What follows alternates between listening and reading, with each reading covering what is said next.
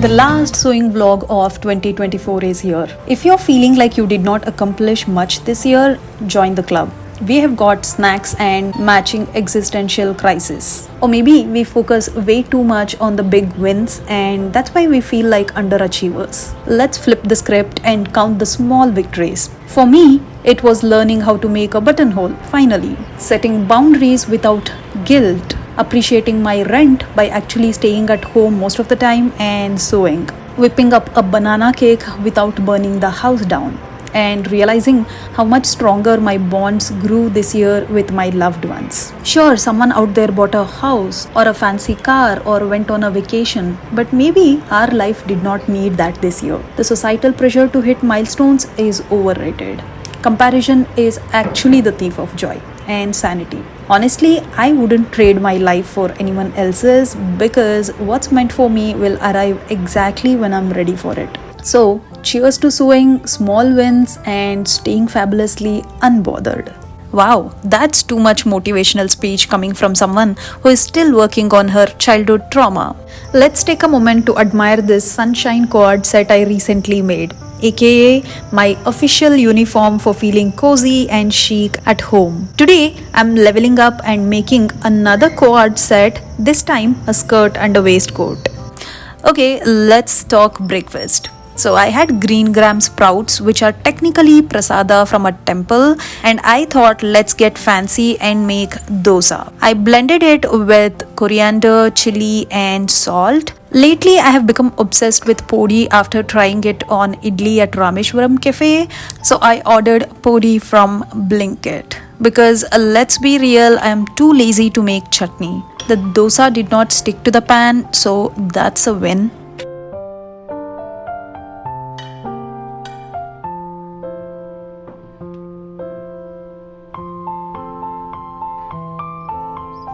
I took a bite and I was like, oh no, it's bitter.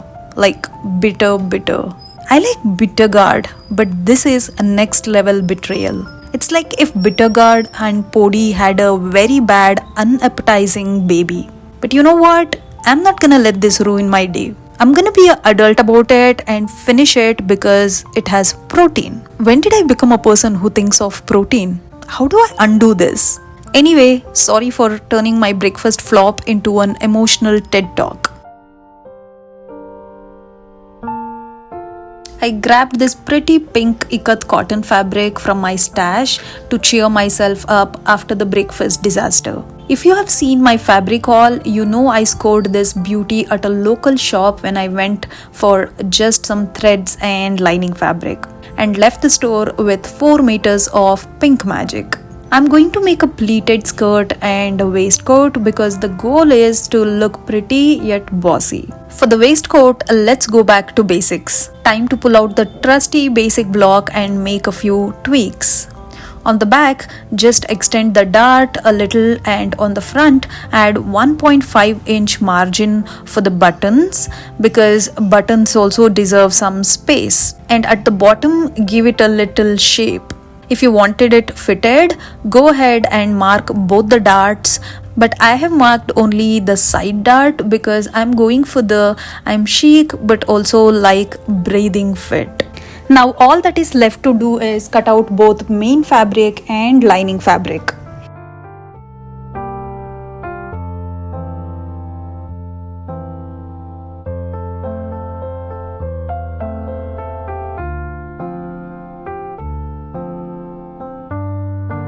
This is the front part and its lining, and this is the back and its lining.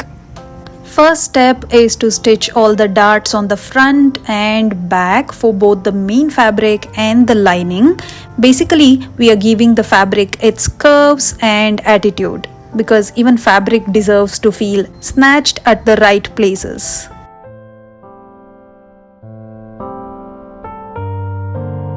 Next up, let's play matchmaker.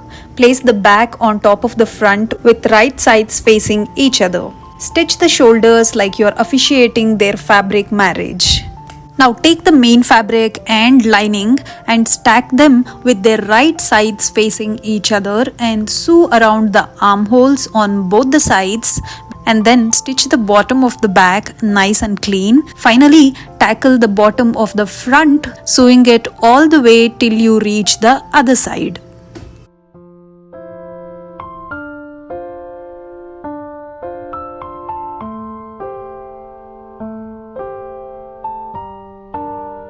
Time for some fabric surgery. Snip, snip, snip around those corners like a pro so that when you turn it inside out, it'll have a nice finishing.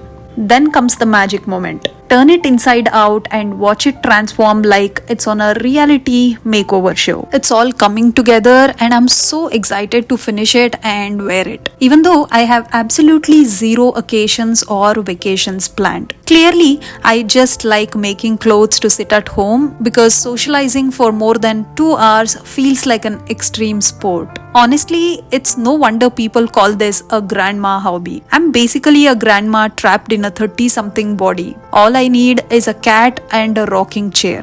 So the sides. I know it's the right side. Since I don't have an overlocker, here is a trick for perfect seams. Stitch it on the right side super close to the edge, then flip it over and sew it again. And voila! A clean finish that screams, I don't need expensive gadgets to slay my seams.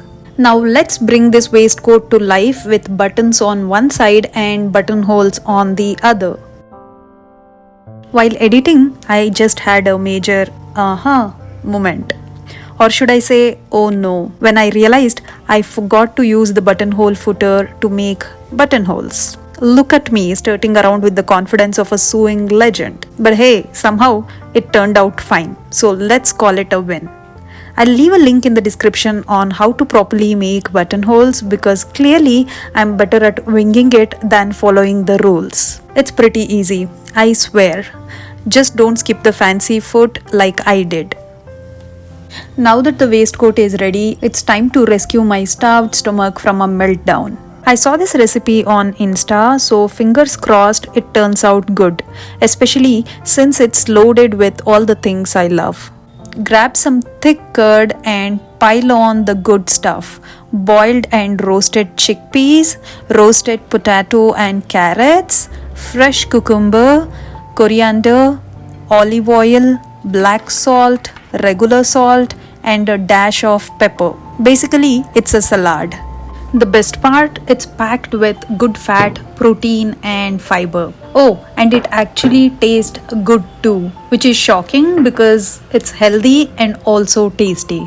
After binging way too many Christmas movies, I need a platter cleanser with some real drama. So, Real Housewives of Beverly Hills it is. Honestly, the only drama I'm here for is the kind that's on my screen or in my outfits. Real life drama? I ghost it faster than I ghost group chats. Anyway, the new season is out. I definitely miss OGs like Lisa Vanderpump and Lisa Rinna, but at least Kyle, Erica and Dorit are still holding down the fort. There's something so comforting about watching rich people stress over silly things. Plus, I'm totally here for the fashion, the real estate and as I mentioned, the drama. Time to tackle the pleated skirt. It's my first time making one, so this could either be a runway-worthy moment or a fabric fiasco. We will see. Follow this template to cut out the fabric. Also, I saw a video where they used a fork to make pleats, so naturally, I'm giving it a go. Let's hope my fork skills are as good with fabric as they are with pasta. Pin it as you go along to secure the pleats. Once you get the hang of it, it's actually kind of satisfying. Plus, it's a great way to channel your inner perfectionist while questioning your life choices.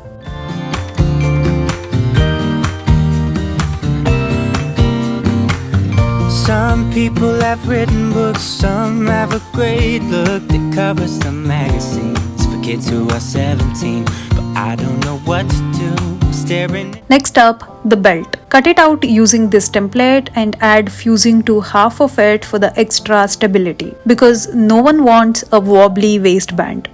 Now sew the belt to the skirt. Your fabric is thick, or if you are someone who doesn't like adding lining, you can totally skip this next step. But I am adding lining because honestly, I feel like it just makes clothes look more put together. And let's be real, no one needs to see my silhouette in bright light. I have just cut out a simple half circle skirt lining. By the way, I was supposed to sew the lining to the main fabric before adding the belt, but anyway, this works too. Now fold the belt over and sew it as shown in the video.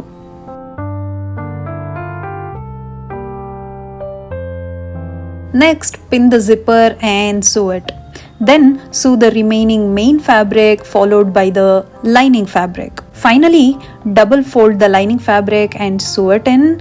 Do the same thing with the main fabric and boom, your skirt is ready and practically beginning to be worn. Waiting for a sign.